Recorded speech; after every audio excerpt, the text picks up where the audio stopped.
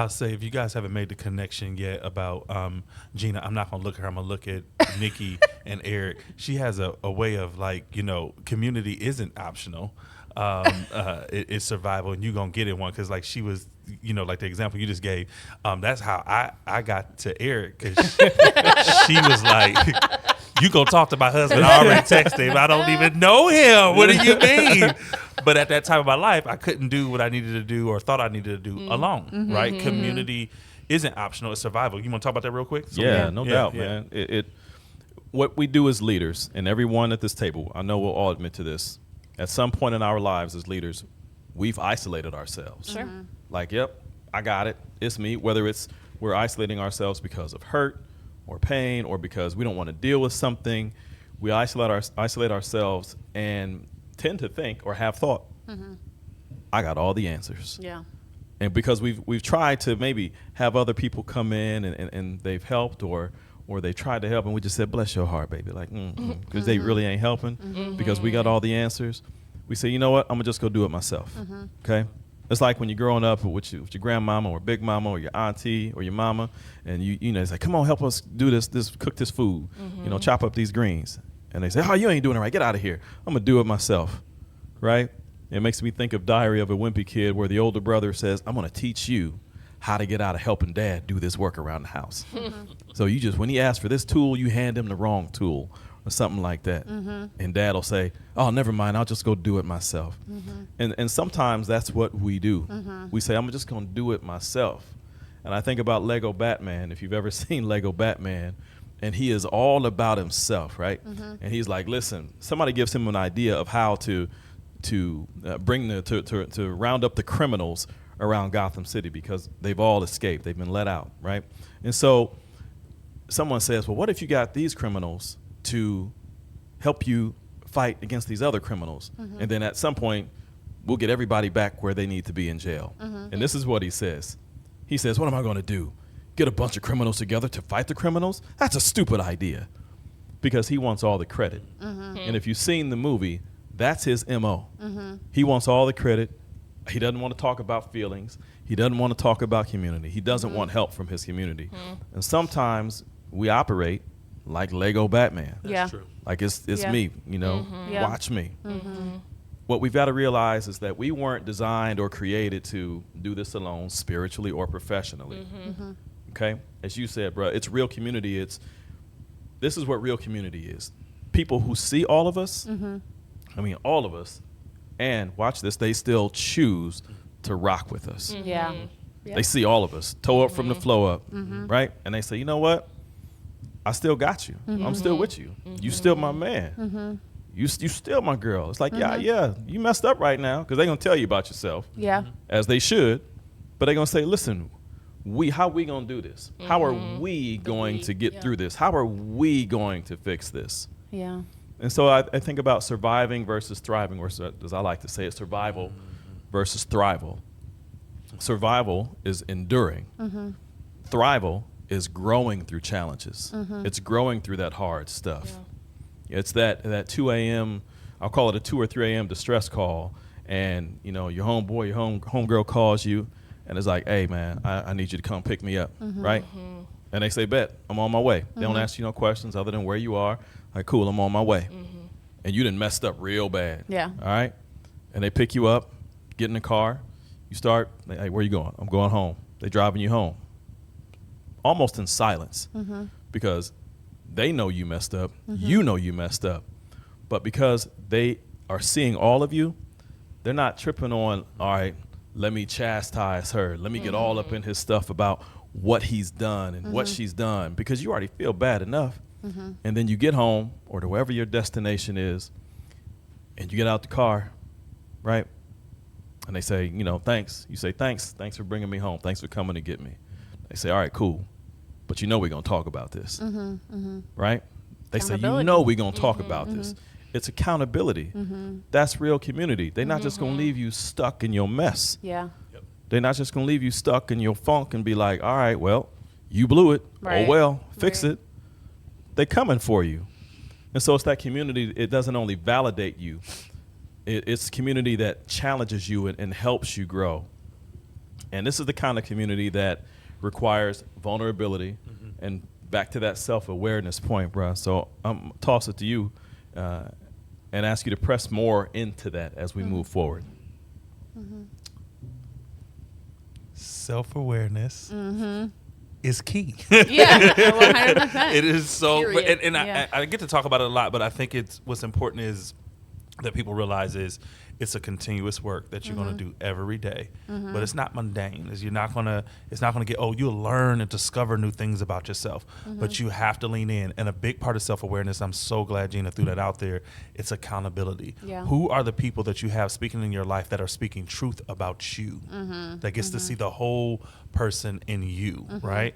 I get it trifold, these three right here. Lord, if I want to hide, I can't, right? But there are people in my life that are going to be honest with me about my flaws and my growth areas when you need to celebrate and when you need to have a sit down and have a conversation, right? You need to have those things. Self-awareness also allows you to be able to open up to new opportunities, new situations, new relationships, all kinds of new things. When you're practicing it well, it helps you manage the relationships around you, not managing others so they can do what you want them to do. Yeah. That's a lack of self-awareness. It is managing the relationships so you can be able to show up healthy and well in the relationships that are around you that you're trying to grow in, and then trying to build with other people. And so a community is important. Community looks different in different ways. And I think, Gina, you're going to kind of pull us into like, what are those pieces that we need to understand about community and how it works? Well, I don't want to spend long here because I really feel like Eric did a great job of really underlining and outlining what community is.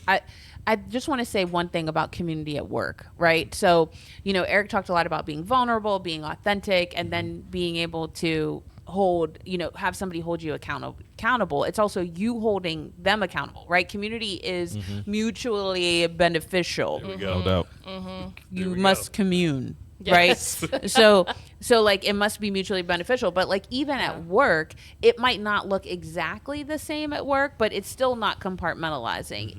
It's making sure that this space, these people who you spend more time with than your own family, That part. the people who you spend more time with in your own family actually is a community. Now, they can be a toxic community, they can be a negative community, or they can be a healthy community. And you are just as responsible as everyone else in that space. So community is people who have your back, they challenge your thinking, they celebrate your wins, and they tell you the truth when it matters. Eric already outlined that. I think the other thing, too, if you guys are leaning in and paying attention to what we're sharing with you, the through line is like, in our society today, people are thinking community is social media. People are looking for the likes and the hearts and the shout outs and the smiley faces. And when they don't get that, then they feel like they've been betrayed and what happened to my community? That's right. And that's not community. No. That's not That's community. So community is spaces where you can hold authentic, challenging conversations. Come on. That you can be who you are incomplete. And that's why Next Step Collective is so important for your growth journey. We are a team of leaders who do the things that we're telling you about. That's right. All day long. We do these things. We hold crucial conversations with each other. Yeah. Oh, yeah. We have probably made each other cry on multiple occasions. I know that I'm responsible for tears at this table many times. Many times. Nikki and Kevin are laughing because they know. But that's what creates community, and that's what also creates family. So sometimes you're going to have community at work that turns into more than just the community, functional work of the professional environment. But most times it's just leaning in and holding each other accountable, and making sure that you're not just avoiding discomfort, because that really makes you fragile, and that makes the community fragile, that you are leaning in to grow through it so that you can build resilience, as a community. I'm handing it over to Nick. Yeah. So, we could stop here. It's been so good. But some of you may be listening and thinking, like, that all sounds good, but, like, how? Like, how do I do that? What do I need? Are there skills? I've read all the self-help books and they're not helping. Right. Stop doing that. Well, maybe not, but read the right ones. But I think, if we want to talk about, we started this kind of segment saying surviving to thriving. And if we want to talk about thriving community, I think we have to get rid of good intentions. Because good intentions don't automatically create good community. Yeah. That's good. And I think that we think they do. They don't. So let me kill that dream. That's not what's going to happen. Because like we can have all the intentions we want, right? I mean, we've all said it. We've all thought it about it. Well, he meant well. Well, I meant well. Yeah. Well, meaning well doesn't mean that you show up well. Yep. It's not the same thing. That's right. So we have to move past intentions and get to some intentional skills that we can use in our community. Because, Gina mentioned sitting in discomfort and being able to do that. And I think there's skills that help us do that well, because I think when we don't know how to do that, that's where we see breakdown. That's where we see communities in conflict that's just never reconciled. Or, we end up in gossip circles and all this like just unnecessary drama. It's to quote my friend, buffoonery that we just don't need. We just don't need. And so, the good news is these are skills, y'all. Yeah. This isn't something you had to be born knowing how to do. That's right. This is something we're teaching you stuff right here. We could keep teaching you stuff, call us.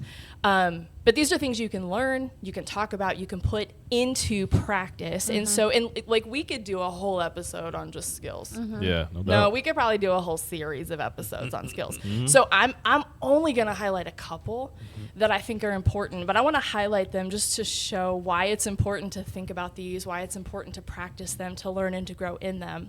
And the first one, I want to talk about active listening. I love this one. Active listening. This is a skill that is just underused. We need more active listening. Let me tell you what that is. It's when you listen to respond and understand. It's when you're listening to understand so that you can respond well. You're not just listening to think about well, here's what I'm gonna say when they take a breath. Yeah. Yeah. Because I know we've all been there. Somebody's listening to you, and the minute you take a breath, you can see them on the edge of their seat. They're going to jump in and just tell you, well, here's what I think about. I didn't ask you. I'm asking you to hear me out. I'm asking you to listen actively, right? Or we've been that person. As soon as they take a breath, I'm going to tell them about this, right? That's not active listening. Active listening is listening so that you understand what's being shared with you. Then you can respond. And I want to say a tip about responding, and get your notes ready, because this tip will change your life. I learned a question, I don't know how many years ago. We've talked about it at work. Those of us who worked in the same building, we've all talked about it at this table. But when somebody is sharing with you and you're being an active listener, you're not just waiting to cut in, one of the best questions I've ever learned is to say, okay, wow. Do you want to process that together? Do you want some feedback on that? Or did you just need a space to share? Because so many times I get paid vocationally to solve problems. I like solving problems. I am a fixer. And sometimes people share with me they don't need to be fixed or problem solved. They just needed to say a thing. Yeah. Right? So asking that question, we do that at this table with each other. It's hey, do you want some feedback on that? And don't be offended if they say no. Right. It's not about you in that moment. It's about good. listening to the person, right? And so I think another skill, the flip of that, is when you get ready to share with somebody and say, hey, I just need to say a thing. Can you just sit with me so I can say, I don't really want to process it today. I don't want to problem solve it. Can you just listen? Frame it, right? This literally happened last week with, I think, everybody at this table in a meeting. But it's I just needed to word vomit something. I just needed to get it out of my head. Not even on paper. I just needed to get out of my head. I needed somebody to hear me in the moment. I didn't want to problem solve. I didn't want to strategize. I just wanted to be heard, right?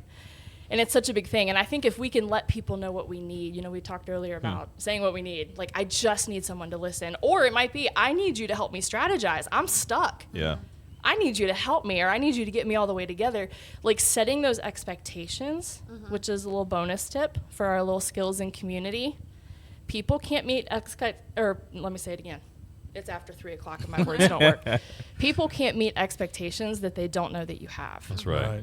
And so pay attention to that, because whether it's at your house, in your friendships, in your workplace, if you don't name an expectation, it's not fair to be upset when somebody doesn't meet it. Yeah. That's not okay. You're holding them accountable to something you never communicated. That's right. And then we shut down and we pout. That's an us problem. It's not a them problem. We have to be able to communicate that. That's one skill, right? Active listening, a little bonus tip in there about communicating expectations. Another one that I love is perspective taking. just like thinking for half a second, like how might the other person be feeling? Again, going back to like, Gina, you said, sitting in discomfort with each other. Well, how might this person be experiencing this? Yeah. The situation, or I don't know, how are they experiencing me? Yeah. How I'm showing up in this. Am I showing up well, or am I being crazy? How are they experiencing the situation? How are they experiencing me? What might they be seeing? One of my favorite shows is Ted Lasso. So I'm gonna quote somebody. I'm not like smart like you are. With I'm gonna quote somebody.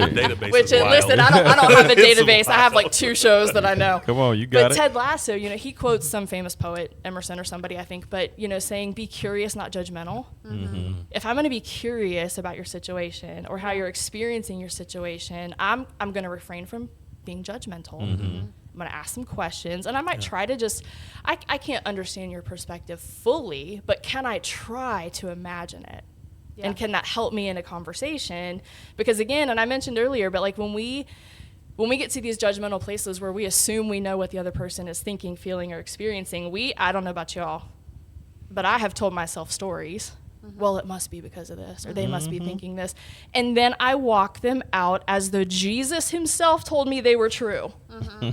And all that does is lead to further conflict, further rift. Yeah, that's right. So like nothing good comes from that. It just doesn't. So like practicing the active listening, practicing perspective taking, because if we want to move into the thriving place, like I said in the beginning, intentions suck. They're just that. But if we get into intentional skills, we can actually like be healthy in our communities.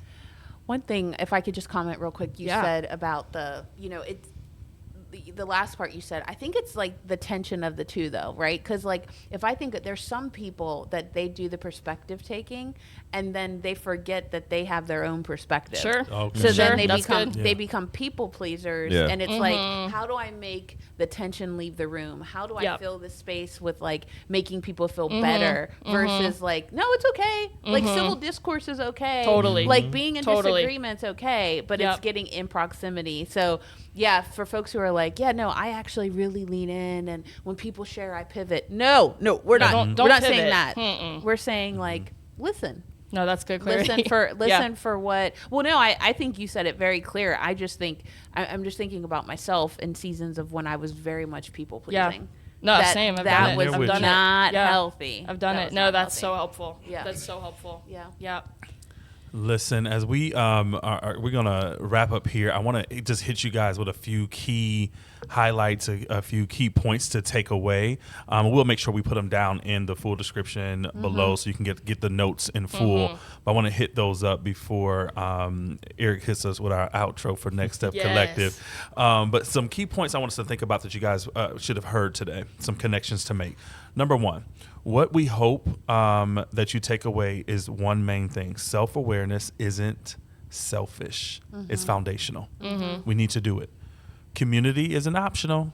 You heard us talk about that. Community isn't optional. It's how we survive and thrive. It's how we grow and continue to go, doing the different things we need to do in our lives.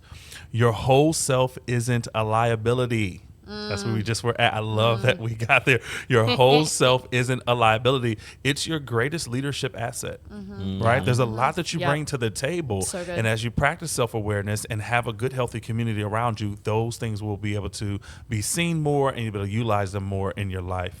Okay, key point number 2, an immediate practice that we want you guys to always do. Not just watching this, and I mean, you might have to go back and rewind and listen to some different segments of this to kind of unpack some things, but make sure if you're a journaler like me, journal.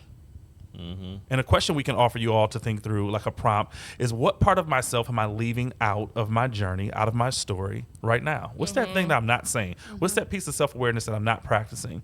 And what would it look like if you brought that in? What would it look like if you brought that in? Yeah. A relational practice, because we talked about in relationships, we talked about whole person. Identify one person who sees your whole self.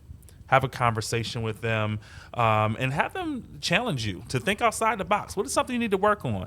It's a good reflective activity. Sometimes it sucks. All 3 of them at this table have done it with me. Okay, but I am in a way better space and place in my life because of it, right?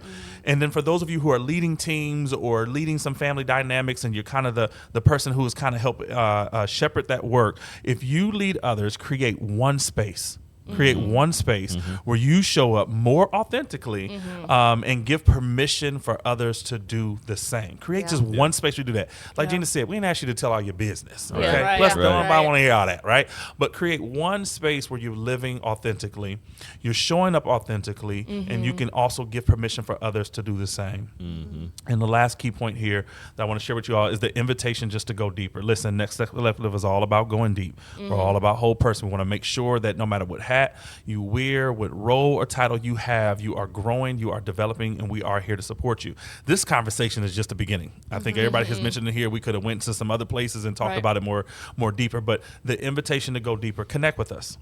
Find out different things that you might have for us. Send us some information. Tell us what you want us to talk about.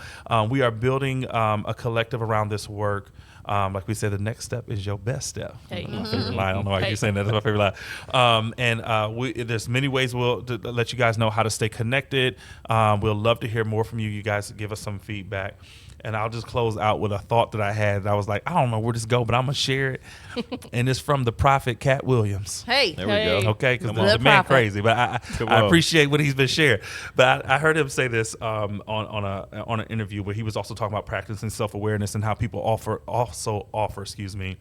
that trying to do it right, trying to get it perfect. And he said excellence is difficult, but to be mediocre, there's no pressure. We got to stop being mediocre. Stop trying to do things.